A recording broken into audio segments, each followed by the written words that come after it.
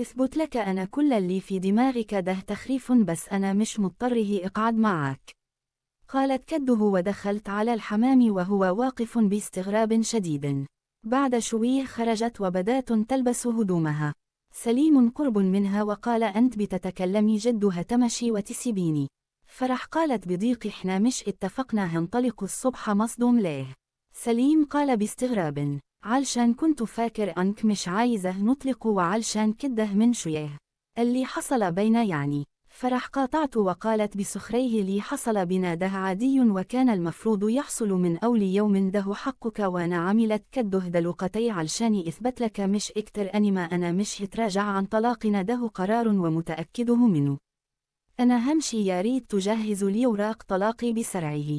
ولسهنها تتقدم ناحيه الباب مسكها بقوه وقال أنا مستحيل أسيبك تمشي أنت مراتي وبعدين يعني أنا